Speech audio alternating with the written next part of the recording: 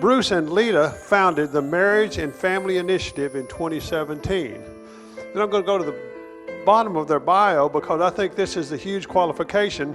Bruce and Leta were high school sweethearts and celebrated 47 years of marriage this summer. All right. They have 2 married sons and 1 granddaughter.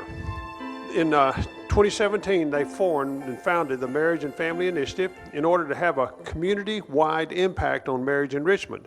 They have a heart toward working with couples to renew their love and commitment and change their family legacy. So our relationship can change our legacy in our families. Amen. Bruce has been an executive recruiter and career life coach for professional executive men and women for a majority of his 40-plus years of business experience. He has a master's degree in marriage and family therapy. Both Bruce and Leta are certified in Prepare, Enrich, and in Saving Your Marriage Before It Starts. They're members of the National Alliance for Relationship and Marriage Education. They've hosted and spoken at numerous conferences in Tulsa, and they also work with Eagle Family Ministries of Northwest Arkansas in conference speaking across the country.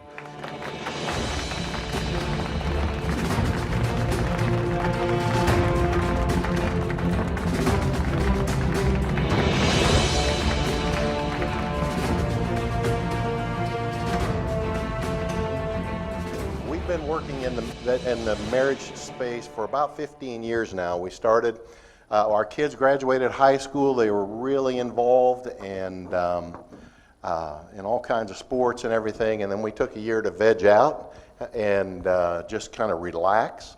And then we thought, well, we can't sit on the couch the rest of our lives. What are we going to do? And we really felt God was leading us to marriage ministry. We had some very close friends these were very close friends. We vacationed with them for 12 years.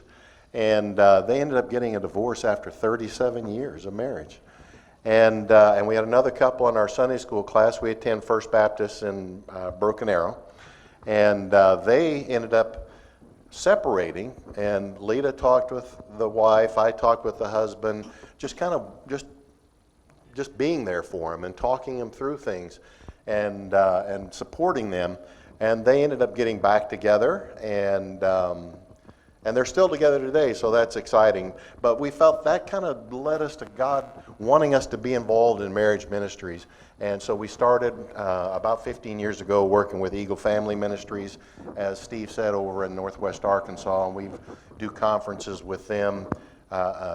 We do several in Branson every year we host, and then we do go to churches and do conferences there around the country.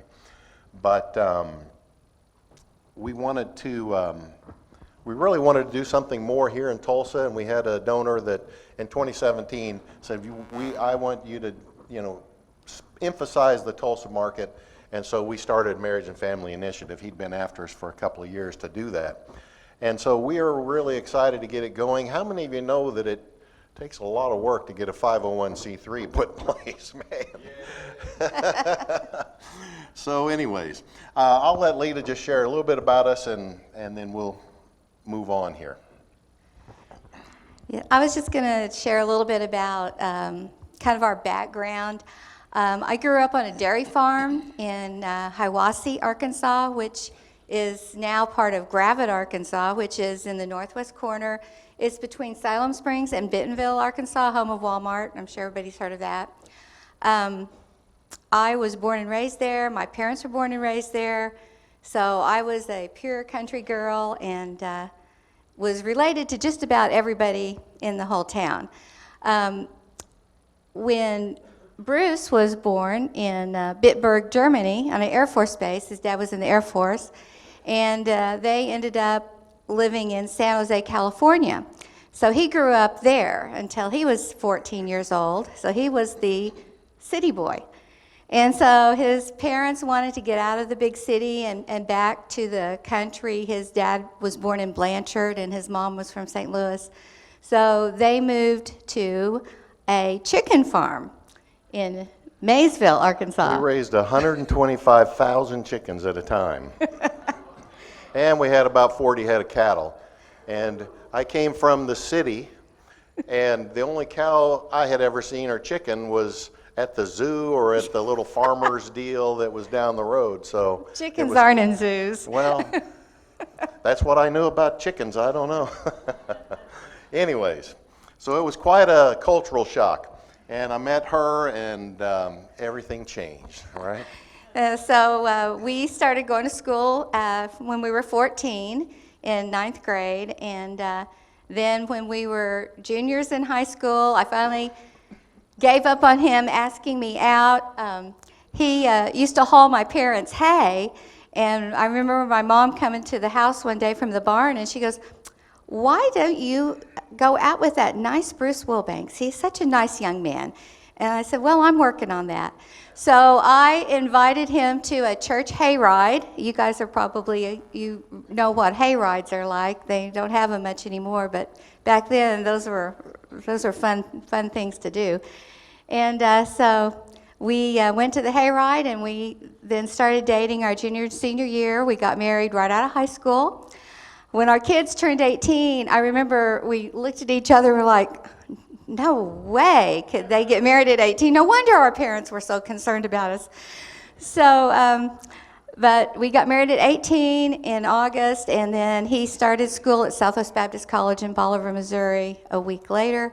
We were there 4 years, then we lived in Springfield for about a year and a half, and then we moved to Tulsa, Oklahoma in 1981, and we've lived here ever since. As he had mentioned, we have 2 grown sons that are married, and we finally have 1 beautiful granddaughter. She's 3 years old now. So we finally got that. And then we also have a dog. We gave up on the granddaughter, and so we got a puppy, and then right after we got the puppy, they told us that we were going to have a granddaughter. Riley is a Greater Swiss Mountain Dog, and she's 105 pounds, and she's a big dog, but we love her. I've been a legal secretary for my whole career, and I retired a couple of years ago to work full-time with the ministry. And you're retired? And now we share an office at home. That was quite an experience. It's a good thing we were in the marriage ministry and had all this training, because that would have been a deal breaker, perhaps. I had worked out of my home for 30 years and had my own office and my own way of doing things, and suddenly we're together 24/7, and every time I got up from my desk, I'd come back and she was there on my computer, and I couldn't do anything, so I had to give her own computer and everything. But anyways, so we're glad. So we share. We do share. As our granddaughter says, sharing is caring, right? So, and at 59 years old, I went back to school to get my master's in marriage and family therapy, and I'm not going to take time to explain that, but that was a real God thing, and we were really, I'm really pleased that I was able to do that.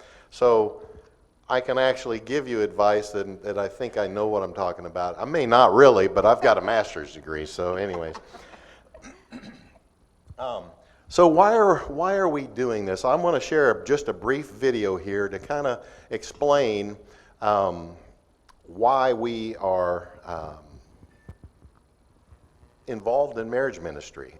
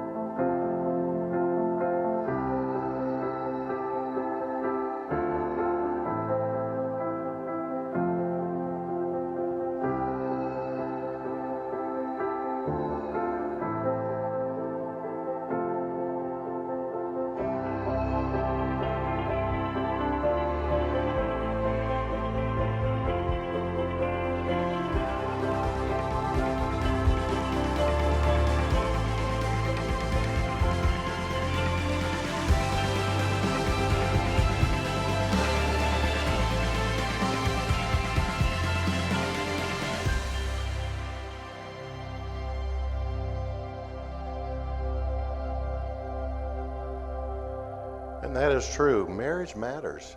You know, it's so important to God that that's how he describes his relationship with the church, as a marriage. And, you know, the two most important things that we do in life, I believe, are get married and have children, become parents. And those two things, we just wing it, right? We don't get any skills training. We don't get any further education. We think because we can get married that we're going to be great at it. And oftentimes that's not really the case. You know, in what other area of your life does that work? How many of us have to have continuing education to maintain your job? Or even, how many of you guys are golfers or have other hobbies that you actually practice at and try to get better, right? But we think that our marriage doesn't take any effort at all. It shouldn't have to. And especially if we're Christians, we should be able to be great at being married and being parents. And so, and we tell ourselves that we've got a good marriage, so we don't need any additional training or skills. Or we have, you know, and a lot of men especially, I don't need to go to any marriage workshop or marriage conference or anything like that. Why, people will think we've got a bad marriage. And that's not really the case. How many of you know, as Steve kind of mentioned, that marriage is work? And it's hard work, right? And so, raise your hand if your marriage is perfect. I see some hands back there. You might, if you're here with your spouse, you might feel like you're obligated to raise your hand right there. But, you know, and if it's not perfect, you can get better at it, right? If it is perfect, please start working with us, because our marriage is not perfect and we need help then. So it does take effort. In our country today, we're witnessing cultural shifts around marriage, and we're watching the institution of marriage descend into a troubling state of dishonor. The general landscape of marriage and divorce in the United States includes several disturbing trends negatively impacting couples, and we're going to give you a few of those. People are questioning if a traditional marriage between a man and a woman is even necessary today. Those up there? Okay. Many millennials and Gen Zs are fearful of marriage and often blame marriage for divorce. They're like, well, we don't want to get married because we're just going to end up in divorce anyway. That's their thinking. Young adults are delaying marriage as they focus on job security and personal wealth above marriage and family. Cohabitation rates have been rising dramatically. And young adults often lack good marital role models because they're not seeing it in their homes or on TV or in the movies or in the social media. 51% of women are now living without a spouse. The average marriage now only lasts about 8 years. Married couples face a 42% lifetime risk for divorce, and 24% of married people who are active members of a church report struggling in their marriage. Every day in the United States, 2,000 marriages will end in divorce. That's every single day. That's 83 marriages ending every hour. So let's just look at Tulsa County in 2021. There were 4,192 marriages. That year, there were 2,934 divorces. So the way they calculate the divorce rate, that's a 70% divorce rate. And so it's an issue here in our own county. Despite these troubling statistics, we are convinced that healthy, Christ-like marriages must be a top priority of the church if our culture is going to thrive. We're certain the traditional institution of marriage is not only a cornerstone of God's plan and design for the world, but we also believe the words from Scripture in Hebrews 13:4 that marriage should be honored by all. And that's our goal. We're working to see marriages restored to the rightful place in today's world, the place of honor. So there is a problem, and it's in our churches. The church attendance is declining, especially among the younger generations, and it has been since about 1960.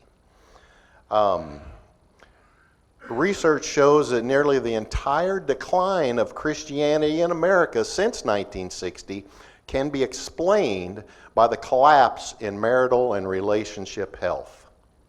So not just in society, but also in the church.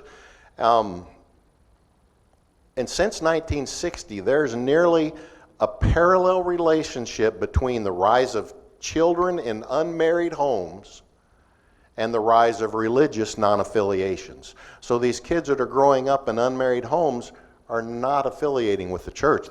They don't have a religion. They say they don't go to church, they don't attend church. And those numbers are almost exactly parallel since 1960. But there is hope. Baby boomers, Gen Xers, and millennials who grew up in continuously married homes all went to church at nearly the same frequency. So if they grew up in a married home, when their parents were together the entire time, they attended church at the same frequency. The differences between age groups in church attendance vanish if you control for just one variable, and that's parental marriage. In other words, if the parents are married, that makes a huge difference in the number of people who are attending church and who affiliate with church, and I believe it's because that's God's plan for people, is to be married and to raise their kids instead of being in single homes. And when God's church gets involved, it makes a difference. We have hospitals today. You know why? Because back during the plague, Christians were the only people that would go out there and take care of those people. And they would bring them into homes or buildings and take care of these people that were plague victims. And that grew into our modern hospitals today. The other area was in the turn of the century, alcoholism was rampant through this country. And guess what? The church got involved. And alcoholism dropped dramatically at that time. So the church can make a difference. And I believe the church has an incredible opportunity and incredible responsibility right now. The problem is smoke and fire. 80% of evangelical churches in America today spend $0 on marriage ministry. Zero. And often the other 20% are doing, they're doing something. I always say churches believe if they're doing something, they're doing everything. And that's it kind of, I'm not saying that money is the problem solver, but it kind of lets you know where the heart is. And the same churches spend billions of dollars every year on youth ministry. I'm not saying youth ministry is bad, and I think it's very important. But often it just becomes a search and rescue mission in the smoke to rescue these kids from single-family homes or from troubled homes, when the real fire is in the family. And that's where we are not investing. That's why I say that the church has an incredible opportunity, because we've been absent in this fight for 60 years. And so it's incredible opportunity and incredible responsibility. So we want to change this narrative around marriage. So we want to make a difference. We really have a strategic goal. Part of what Marriage and Family Initiative, one of our projects new this year, is the Tulsa Marriage Resource Network. And we have a strategic goal to encourage, promote, and support community-wide implementation of Christian marriage resources in order to strengthen marriages and reduce the county-wide divorce rate. There's a three-tier plan. Everywhere this three-tier plan has been applied in other cities, it's reduced the divorce rates in those cities by as much as 34%. The interesting thing is, churches that got involved in this in these other locations, during the 3-year period of the study, they've also increased their membership by 23%, and on average, increased their giving by 28%. So it's a win-win-win for churches to get involved in marriage ministry. So the 3-tier plan is, the first tier is we want to flood the market with marriage resources, Christian marriage resources. And so and we'll talk about that in just a second. The other thing we want to do is increase the demand for these resources. And the way that we're going to do that is through social marketing, targeted social marketing. You know, you can buy this information if a person, goes online here, looks at this web page, buys this from Amazon, does that, goes here, travels here, buys this airline thing. They might have an interest in marriage resources, enrichment resources. And so you can get that information. So we want to target, we want to get upstream from the problem before they're filing for divorce and see if we can fix it then. How about when they first realize that, things aren't perfect. Let's get them here. And we want to get them, we want to put these two together, all these resources and the demand for these resources. And we have a website. Unfortunately, our web people are not quite as quick as we'd hoped they would be, so we still don't have that up and running, but it should be in the next week or so. And but we want to bring the two together, so we're talking to churches and to see, what are these churches doing? What are you doing? Their churches. Our church offers re-engage for married couples. There are a couple of other churches around here that do that. Some churches, Asbury is having a date night coming up here pretty soon. Other churches are offering small groups for marriage, but there's resources all over the place that people don't even know about them. I have friends who are divorce attorneys that say, Bruce, couples come in here and say, we just can't live like this anymore. We got to get a divorce. And he said, I look at them and I say, well, what have you tried? And they're like, nothing. We don't know what's out there. And if they're unchurched, they especially don't know. Even if they're in the church, there's an 80% chance that they won't know, because churches aren't doing anything in this space. And so we want to bring those together. We want to have those resources. We've received a grant to be able to do these things, so we're not asking churches for money to do them, but we want to have an aggregation website where we have vetted Christian marriage resources, where couples, we're going to drive traffic to that, where couples can find that, and maybe, oh gosh, maybe we're having a little difficulty, and it says here that this church or this Christian therapist or these other Christian resources, here are some books that we could read or whatever. We want to get those in front of the people. Well, especially people that aren't in churches, they really don't know what's out there and how to find it. Right. And so we want to come alongside churches and help them identify marriage champions that are already in their church.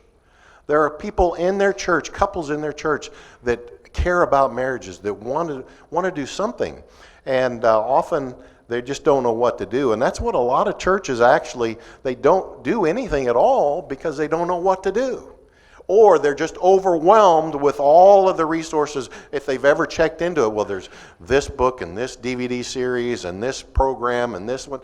Which one do we use? Which one's best for our church? We want to help churches kind of cipher through that and give them some we've vetted these are good resources that you can use, and kind of narrow the scope down a little bit so they do have something that they can use. And so we want to just help change the narrative. And I think it's important that churches get involved in this. And pastors, if there are pastors in here, your pastor, you need to talk to them. They need to make the change in the pulpit. They need to talk about how marriage is good, and they need to talk about it's God ordained. And there's so many positives to marriage. Do you know that married couples are happier, generally live longer, make more money, have more satisfying sexual experience, and their kids do better in every category in life? And so that, would you know that by watching the news? So where are we going to get that? We've got to get the word out in our pulpits, and we're going to be doing some things, advertising as we talked about, and some other things to kind of change that narrative, and to change the narrative that getting training or getting some kind of enrichment in your marriage doesn't mean you have a bad marriage. Anybody have a car in here? Do you ever get the oil changed? And does that mean your car is no good? Oh, I had to get my oil changed. I had to throw that car away. It wasn't any good because the oil needed changing. That's not true. We call it continuing education for marriage, just like we talked about earlier. And so it's important that that we change that narrative. So we can make a difference. We really believe that. We believe that the collapse of relational health in America, and not just America, but the Western world, has been devastating to our society and to our church. And we believe the church has this incredible opportunity because we've been absent for 60 years from this. And also an incredible responsibility because I believe that God ordained marriage and He wants us to promote it. And through the Tulsa Marriage Resource Network, Christians can impact families, churches, our community, and our country for God. We can make a real difference. So that's just a little bit about what we're trying to do and get started here in Tulsa. As he said, we also do marriage conferences around the country, and we have one coming up here in Broken Arrow in a couple of weeks.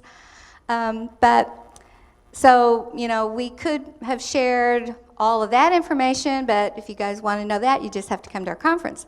But we thought we would share one marriage tip with you today, so here it is. And this tip, research shows that it reduces stress, reduces blood pressure, increases, it increases your togetherness and closeness with your spouse. Connectivity. That's the word. We challenge you each day to give your spouse a 10-second kiss. What are most of our kisses? They're just a little peck, bye, going to work, or kiss, hi, hello, I'm back. 10 seconds wasn't that long when you were dating and when you first got married. So Can we remember those days, guys? So we call this sexual homework. So that's 10 whole seconds out of a 24-hour day for you to physically connect with your spouse. And we challenge you to do that. You'll see a world of difference. And along with that, a 30-second hug. Not just oh, hey, how's it going? But a bear hug. You don't want to crush your spouse, but a nice big hug. And that does the same thing there's medical benefits to both of these things. So it's important that we continue to grow and prepare for strong and passionate marriage, and it's one of the most important things we'll ever do. And you all that are in our age group, you're the example for your grandchildren. Your children are already grown probably, but you've got grandchildren that are watching you. Our catchphrase for Marriage and Family Initiative is change your family legacy.